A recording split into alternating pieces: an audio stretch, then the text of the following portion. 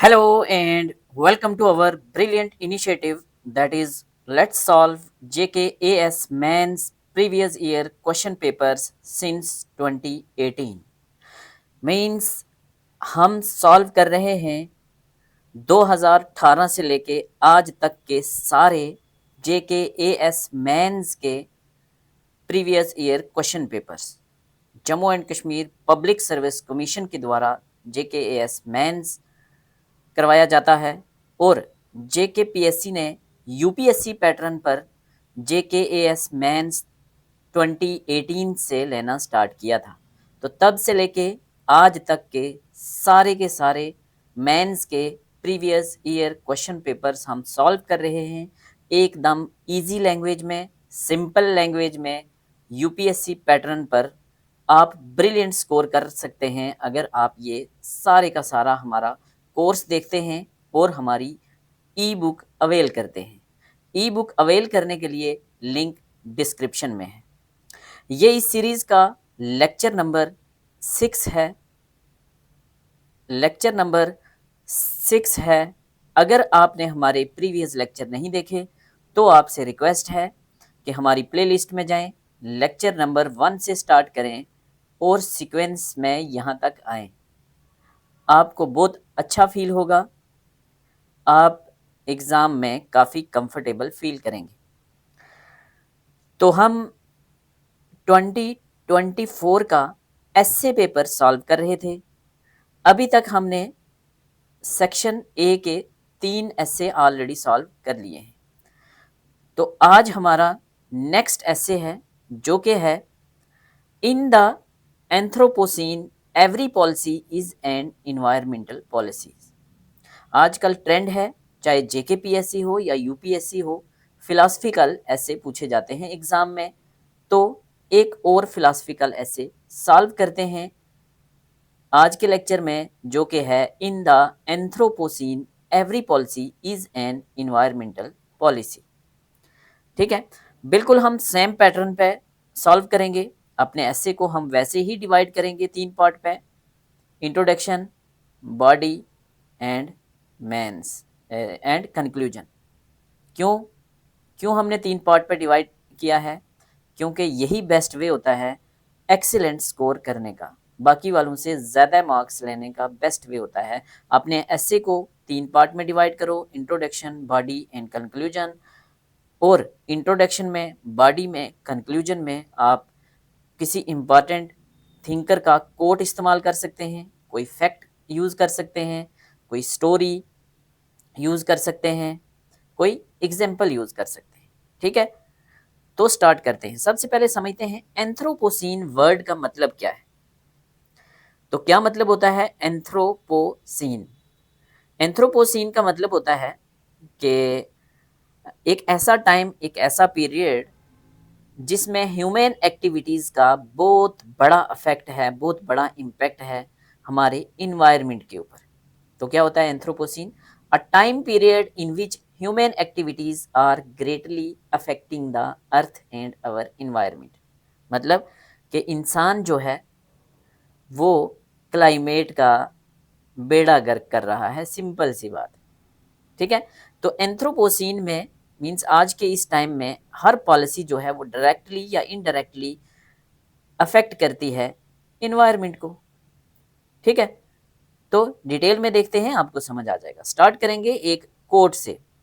Native American proverb है एक, we don't inherit earth from our ancestors, we borrow it from our children. तो क्या मतलब है इसका? इसका मतलब है कि सिंपल भाषा में हम बात करें कि हम इस दुनिया पे बड़े कम टाइम के लिए आए और इस अर्थ को हम टेम्परेरली यूज़ कर रहे हैं, ये हमारी जागीर नहीं है।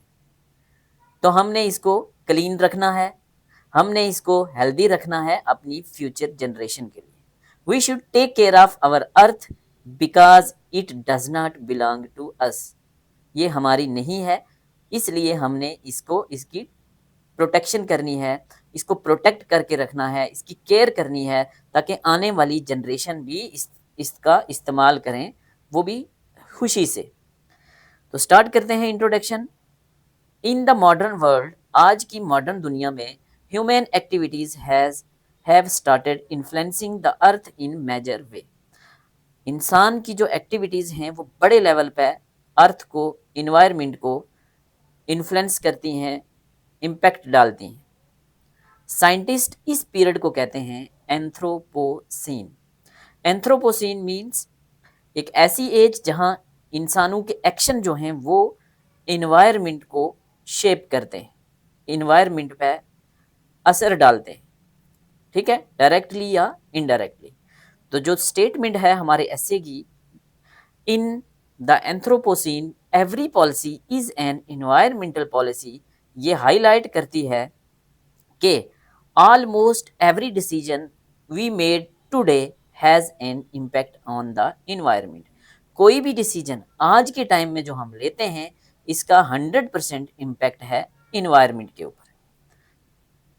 पहले क्या होता था कि इन्वायरमेंटल इश्यूज को एक अलग देखा जाता था इकोनॉमिक और सोशल पॉलिसीज से। इकोनॉमिक पॉलिसीज बनाई जाती थी, सोशल पॉलिसीज बनाई जाती थी हमारे लिए, इंसानों के लिए, हमारी लाइफ को बेटर करने के लिए सरकार के द्वारा। वहाँ इन्वायरमेंटल इश्यूज को उसके साथ नहीं जोड़ा जाता था, बट आज ऐसा नहीं है। आज क्या है, today it is clear that development हो, चाहे इंडस्ट्री हो, एग्रीकल्चर हो, या हमारी डेली एक्टिविटीज़ हों, ये हम नेचर को अफेक्ट करती ही करती हैं, डायरेक्टली या इनडायरेक्टली।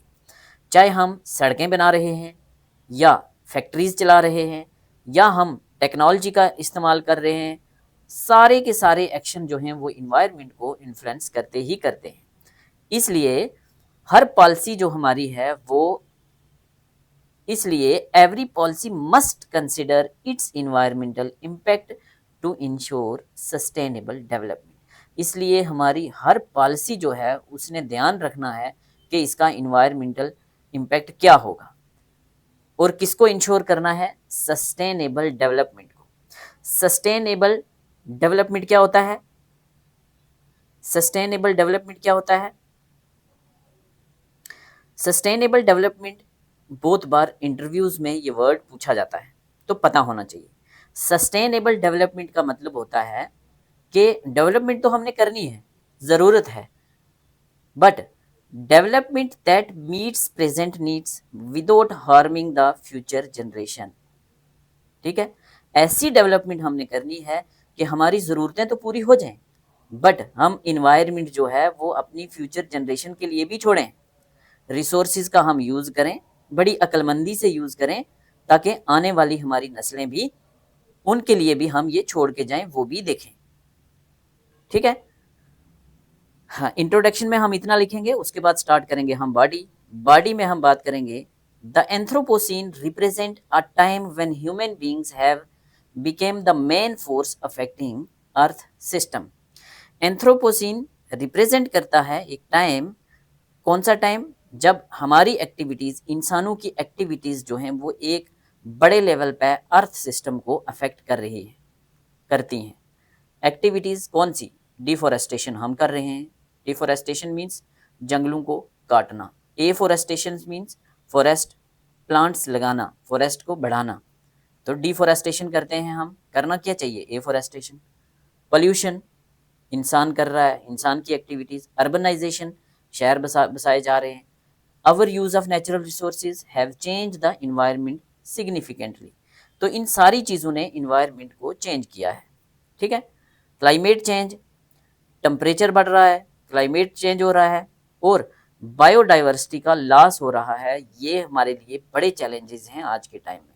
बायोडाइवर्सिटी क्या होता है, बायो लाइफ डाइवर्सिटी। क्या होता है biodiversity? Biodiversity means reduction in the variety of plants, animals and living organism in nature. Means biodiversity का मतलब ये नहीं है loss of biodiversity. Loss of biodiversity mean बहुत सारे हमारे प्लांट्स हैं, एनिमल्स हैं, लिविंग ऑर्गेनिज्म हैं, इनको हम कम कर रहे हैं। ये कम नहीं करना, बायोडाइवर्सिटी को लॉस नहीं करना, मेंटेन करना है। प्लांट्स, एनिमल्स, लिविंग ऑर्गेनिज्म, इन सब को हमने नुकसान नहीं पहुंचाना। ठीक है, बहुत सारी स्पीसीज आज के टाइम में डिसअपीयर हो रही हैं, एक्सटिंक्ट हो रही हैं दुनिया से। क्यों? पोल्यूशन की वजह से, डिफोरेस्टेशन की वजह से, क्लाइमेट चेंज की वजह से। अभी अंडमान निकोबार में वहाँ का एक इन्वायरमेंटल इशू करंट न्यूज़ में चल रहा है, आपने देखा होगा। तो उन चीज़ों से हमें बचना है, ठीक है। In this context it becomes clear that no policy can be separated from environmental concern. इससे हमें ये चीज़ तो क्लियर है कि कोई भी पॉलिसी आज के टाइम में गवर्नमेंट बनाती है, उसका इन्वायरमेंटल कंसर्न तो है ही है। फॉर एग्जाम्पल, इंडस्ट्रियल पॉलिसी की बात करें अगर हम, इंडस्ट्रियल पॉलिसी अच्छी बात है, फैक्ट्रीज खोली जा रही हैं, बट एयर अफेक्ट होती है, वाटर अफेक्ट होता है। तो इंडस्ट्रियल पॉलिसी क्या करती है? हवा और पानी को ख़राब कर रही है। एग्रीकल्चर पॉलिसी प्रमोट करती है एक्सेसिव यूज़ ऑफ फर्टिलाइज़र को, उससे हमारी साइल को हार्म हो रहा है, वाटर रिसोर्सेज को हार्म हो रहा है। इसका मतलब क्या है कि ऑल पॉलिसीज़ डायरेक्टली या इनडायरेक्टली वो इन्वायरमेंट को इन्फ्लुएंस करती ही करती हैं। सिंपल एग्जांपल से समझते हैं हम। सपोज करो गवर्नमेंट ने डिसाइड किया कि एक हाईवे बनाया जाएगा ट्रांसपोर्टेशन को इम्प्रूव करने के लिए, ठीक है। पहले छोटी रोड थी, अब उसको हाईवे में बदला जा रहा है। तो क्या होगा? अच्छी चीज़ है हाईवे बनाना, ट्रांसपोर्टेशन बेटर होगा, इकोनॉमिक कंडीशन बेटर होगी, ठीक है। बट क्या होगा साथ में? ये जो है इकोनॉमिक ग्रोथ में तो अफेक्ट करता है, बट दूसरी तरफ डिफोरेस्टेशन होगा, पेड़ काटने पड़ेंगे, पोल्यूशन बढ़ेगा, वाइल्ड लाइफ हैबिटेट्स ख़त्म हो जाएंगे, कम हो जाएंगे। वहाँ से आप जंगल काट रहे हो, एनिमल्स वहाँ से भाग जाएंगे, ठीक है। Policies must include measure to reduce the environmental damage. तो अगर हमने पॉलिसी बनाई है इंडस्ट्रियल पॉलिसी, तो इन्वायरमेंटल डैमेज को हमने कम से कम करना है। अगर पेड़ काट रहे हैं तो उसके बदले पेड़ लगाने हैं, बायोडाइवर्सिटी को प्रोटेक्ट करना है। इसका मतलब क्या है? This shows that every policy must consider environmental effects. Economic development is often seen as separate from environmental protection. Mostly क्या होता था कि इकोनॉमिक डेवलपमेंट को इन्वायरमेंटल प्रोटेक्शन के साथ नहीं जोड़ा जाता था, बट रियलिटी में दोनों के दोनों कनेक्टेड हैं। अगर हम नेचुरल रिसोर्सेज का ओवर यूज़ करेंगे या उनको डैमेज करेंगे तो लॉन्ग टर्म इकोनॉमिक ग्रोथ तो हार्म होगी। फॉर एग्जांपल, पोल्यूशन हमारी हेल्थ को अफेक्ट करता है, हेल्थ बिगड़ेगी तो मेडिकल कॉस्ट हमारा बढ़ेगा, और क्या होगा? प्रोडक्टिविटी कम होगी। Therefore, protecting the environment is not only important for nature but also for economy।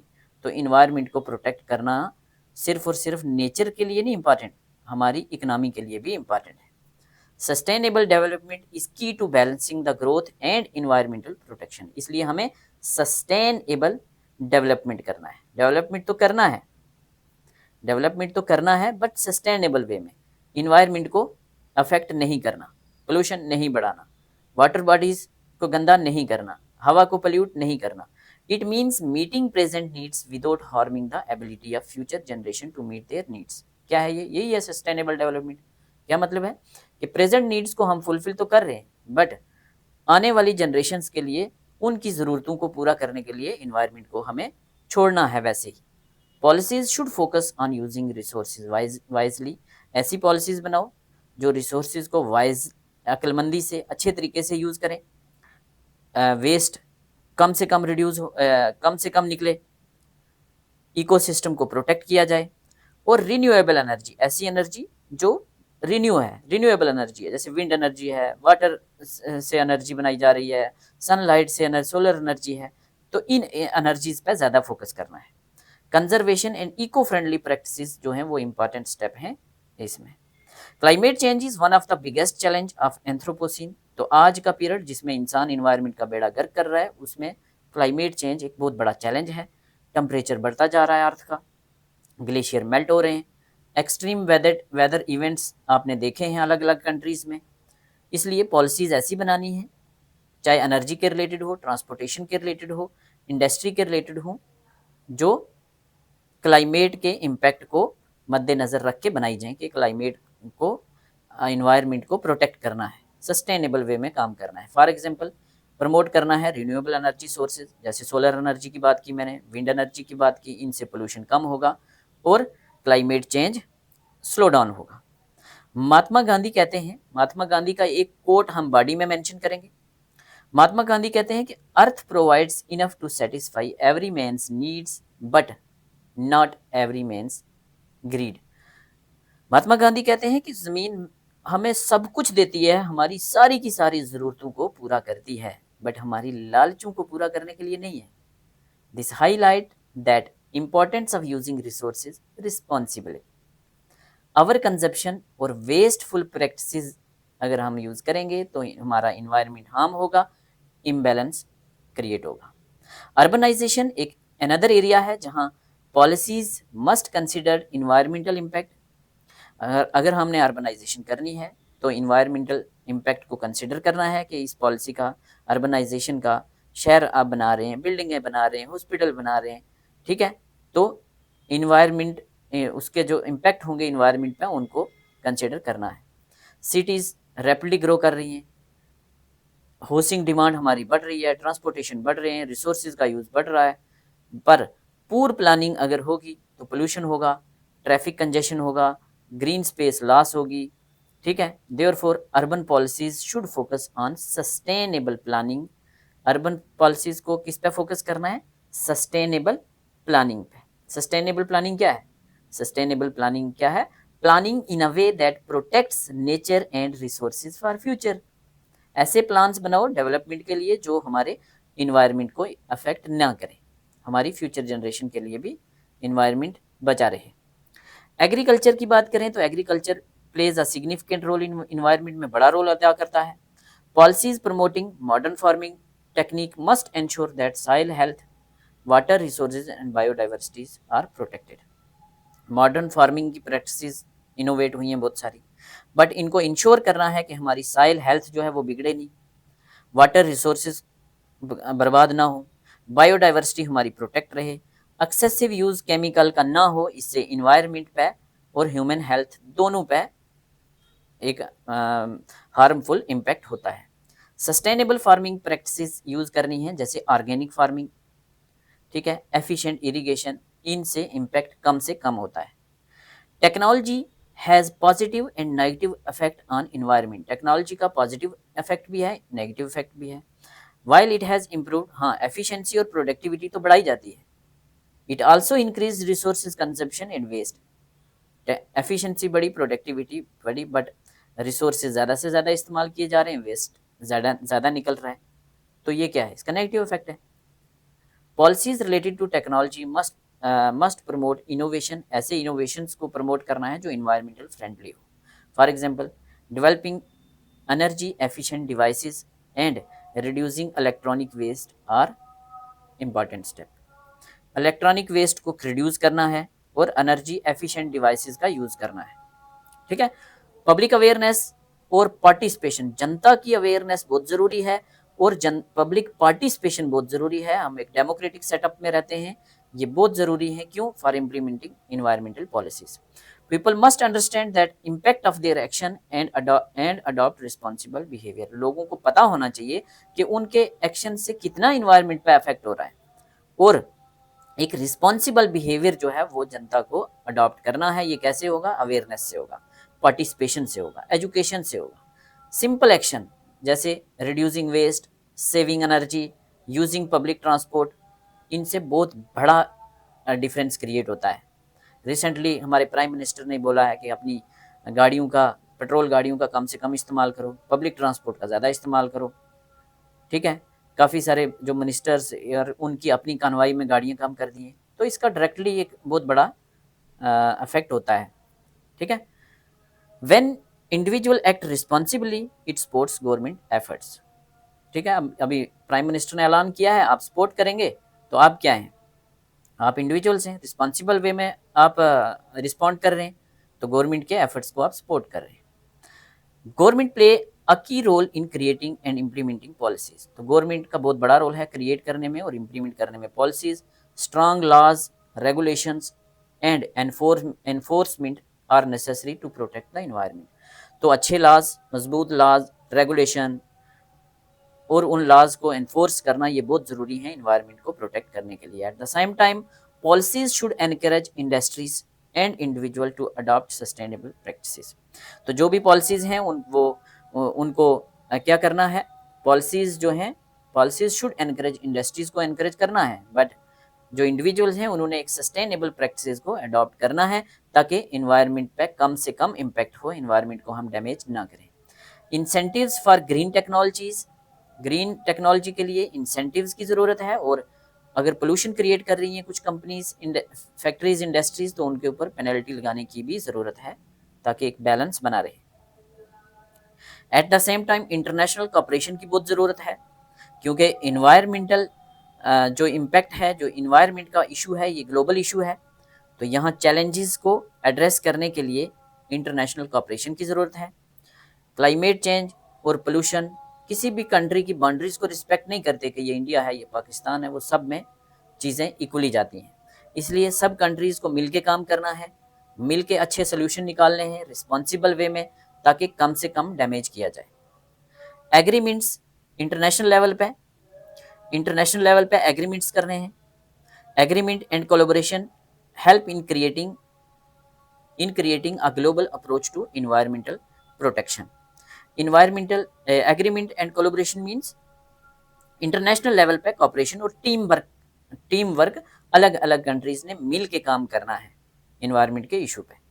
ठीक है, इंडिया ने काफ़ी सारे स्टेप लिए हैं सस्टेनेबल डेवलपमेंट के लिए, काफ़ी सारे इनिशिएटिव लिए हैं। रिन्यूएबल एनर्जी को प्रमोट किया जा रहा है, conservation of forest, reduction of pollution.